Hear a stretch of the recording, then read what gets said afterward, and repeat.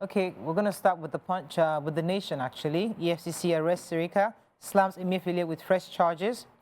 First Lady turns sort of alternative high schools for girls. My view on state police personnel, says IG Egbetokun. Government tightens import duty exemptions. CBN sells dollar to Bureau de Change at 1,021 naira in fresh injection. Ekiti excited over NERC's nod to generate power. And GMO seeks cancellation as Ododo submits Ondo APC report. Okay, which story are we starting with? It's a very interesting major headline. The EFCC chairman, Uju Kennedy-Ohaneye, has been talking about a lot of things, and they've arrested the former Minister for Aviation, Adi Sirika, alongside his brother Abubakar Sirika. They've also slammed fresh charges on Emefiele, who is already standing trial for certain amounts of money. This time around, they're adding Emefiele's charges some signed documents for the printing of extra money, which they found out. So I want to quickly get all the details. For Adi Sirika, they're probing an 8 billion aviation contract. They traced $1 billion to an unexecuted terminal in Katsina, the state where he's from, and they traced it to an ambiguous company named, opened by his brother, who is a level 16 officer at the Ministry of Water Resources. And they've brought him in. He's answering questions over this 8 billion 69 million 176,000 worth of contracts allegedly found to either have been inflated or unexecuted, and a 1 billion 345 million terminal building in Katsina Airport that was traced to his brother's company, Engirios Nigeria Limited, owned by his brother. The brother adds on to some statements on oath, and they need to question the former minister on certain parts of it. So he's been with them for about 7 hours, and he's answering questions on this. Hopefully, according to the head of the EFCC, if he clears those issues, he will also be arraigned in court. We'll take the rest. I took the story in the Sun.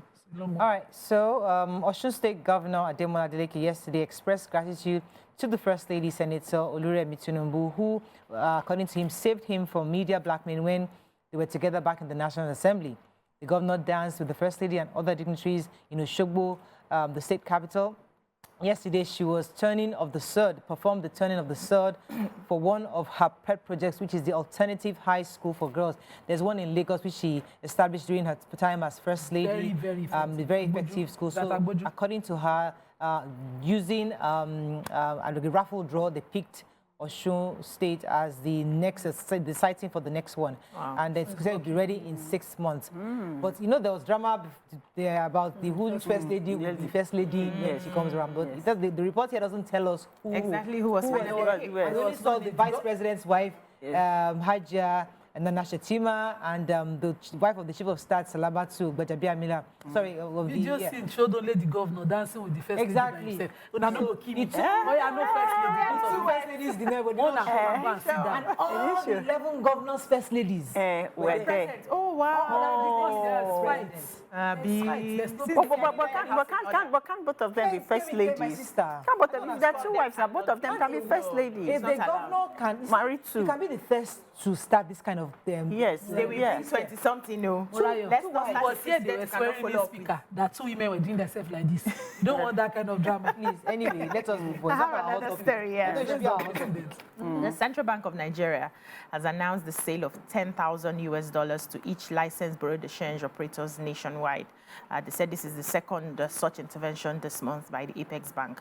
In a circular address to the president of the Association of Bureau de Change Operators, the CBN outlined the details of the intervention and says the BDCs will be able to purchase dollars at the rate of 1,021 naira per dollar.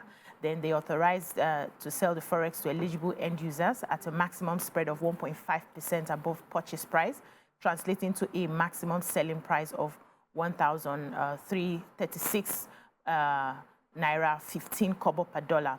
Now, on the 8th of April 2024, the CBN had sold $10,000 as well to each of the 1,588 participating BDCs at a fixed rate of 1,101 per dollar. And, they capped it again at a 1.5% above the purchase price from CBN, which now limited the potential profits the BDCs could have made on each transaction. And they said they have also instructed all the eligible BDCs to commence immediate payment of the Naira equivalent to the designated CBN Naira deposit account before this money will be given to them. And this is one of the ways that the CBN is trying to regulate forex, regulate the sale of the dollars. They are also saying that they hope that the $10,000 will be enough for customers who actually need it, enough for the needs of, and at the end of the day, we'll find how we can balance out our Naira so that they are not making so much out of innocent Nigerians. Okay, so let's talk about power. This is interesting for Nigerians. It gives hope to us, and especially the people of Ekiti State. There was excitement in the Okebareke Ekiti State Government House in Ado Ekiti yesterday following the nod given to the state's Electricity Regulatory Board by the Nigerian Electricity Regulatory Commission to oversight local electricity markets. This is good news. Top government officials were seen, especially in the office of the governor, openly discussing the development. They said it is a welcome development because they can determine electricity tariff. Thereby, they can also be sure of regular power supply.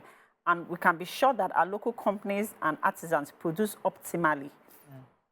They also said that this came about due to the resilience of the governor, and that this has led to this good news. And they've suffered a lot due to power outage, and this has also affected their economy. Right. Yes, in a statement by its chairman, Sanusi Gaba, and commissioner in charge of legal licensing and compliance, Mr. Daffy, he asked the Oyebanji administration to request Ibadan and Benin electricity distribution companies to set up 2 subsidiary companies to assume responsibility for intrastate supply and distribution of electricity in the state.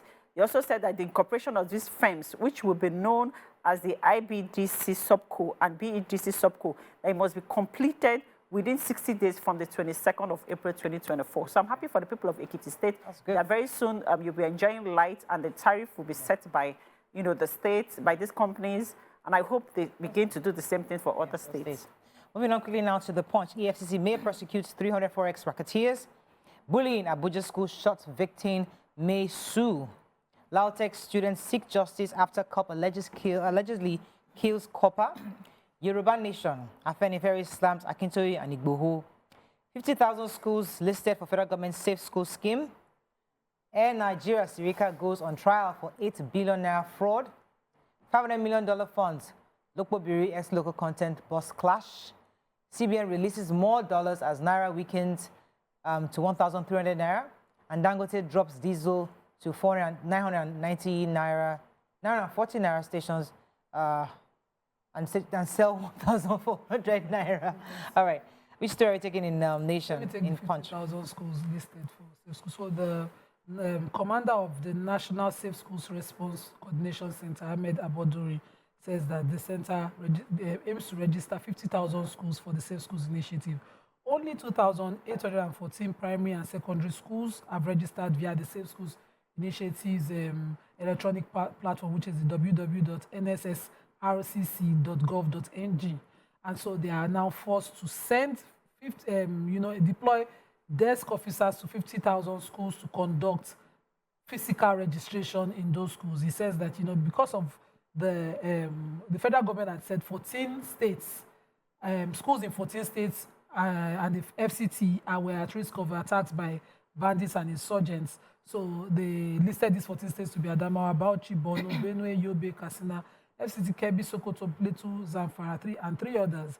He said this is why they must have that registration fully done. And since those other schools, aside the 2,814, cannot do it, they will take the registration to them and get all of them. The National Safe Schools Response Coordination is an arm of the NSCDC, established to address the abduction of schools children in the country.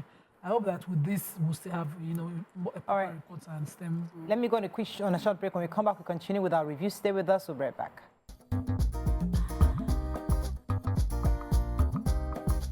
Stay tuned. Your View will be right back.